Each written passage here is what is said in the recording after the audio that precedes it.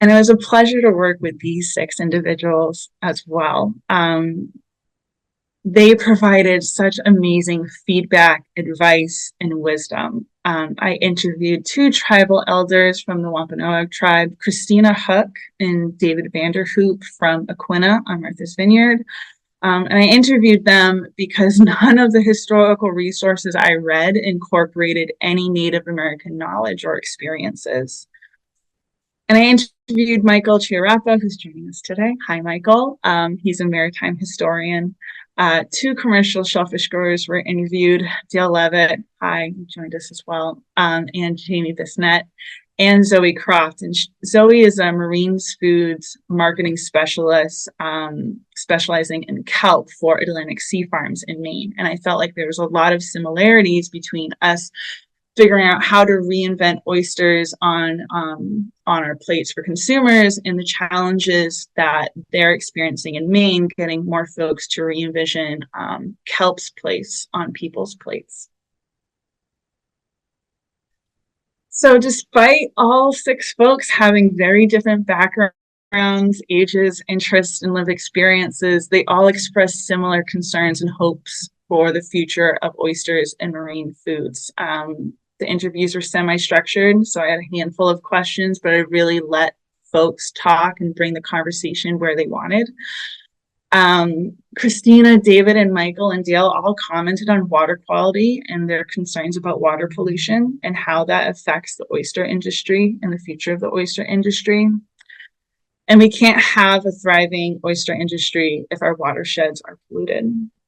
Climate change was brought up a lot, not just concern about the additional stormwater runoff into our waterways, but how more severe storms can damage oyster aquaculture infrastructure and that it can take time to recover. And all 6 individuals acknowledge how challenging it can be growing and harvesting food in coastal areas that continue to get privatized, and that access to healthy areas for food cultivation is becoming more difficult. And several folks talked about how it might be really difficult to make a profitable shucked oyster product that consumers enjoy.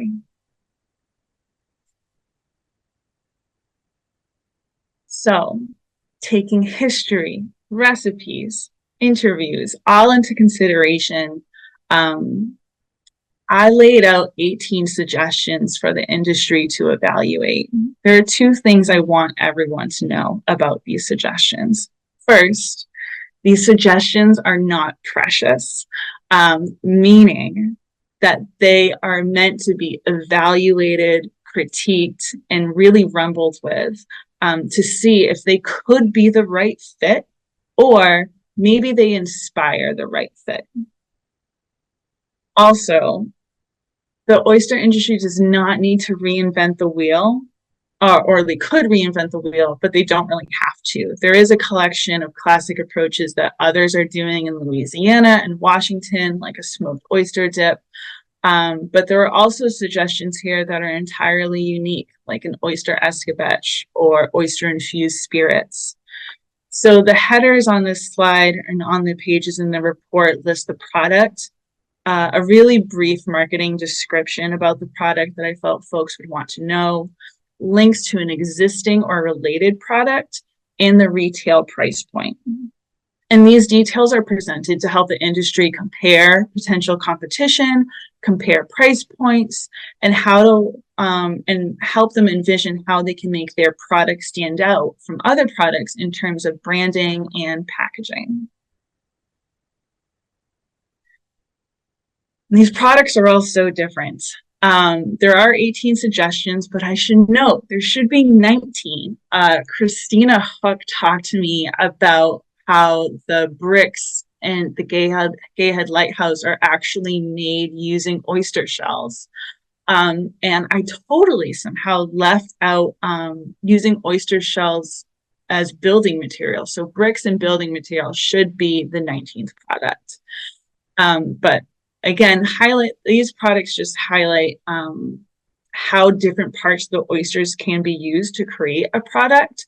So an oyster cocktail tincture, for instance, would use the liquor of the oyster, while an oyster escabeche would use the meat of an oyster. And crushed oyster fertilizer, or bricks, would use the shell of the oyster.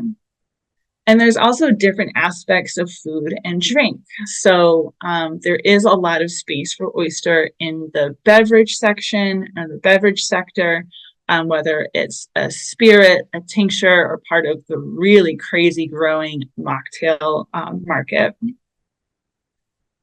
They all have different shelf lives as well. I can't avoid a good shellfish pun.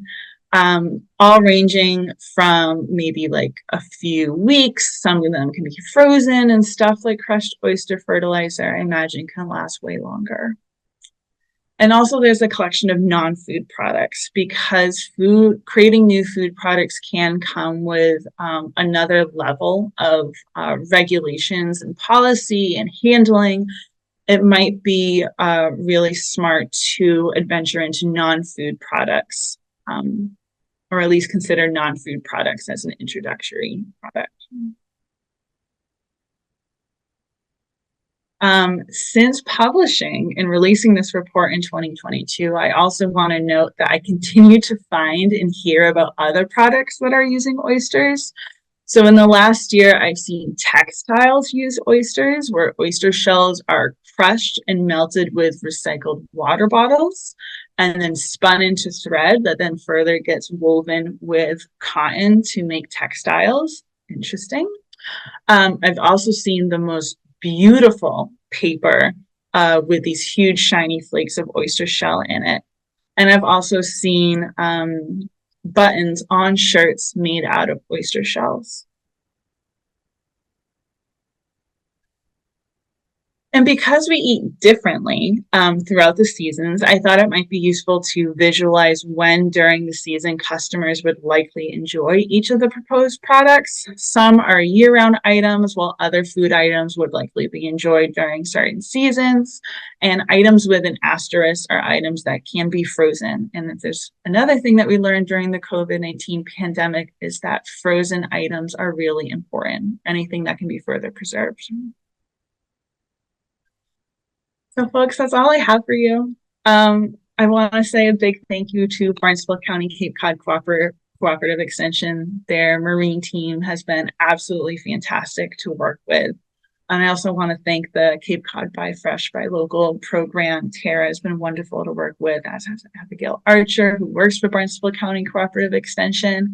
And I want to say thank you to Nadeja and Christina Huck from the Aquinnah Cultural Center, and from David Vanderhoop, who him and his wife are running Sassafras Earth Education out in Aquinnah. Mary Parks for recommending I talk with Jamie Bassett. Justin Dimitri for helping out with the historic recipes, Ryan Gent and Becca Enga for their recipe development and just wonderful conversation, and as well as Michael Chiarappa and Dave Levitt and Zoe Croft again for the wonderful conversation. And I thought I would leave you all off with a tiny little vision board of what I imagine could be possible for our oyster industry. Thank you.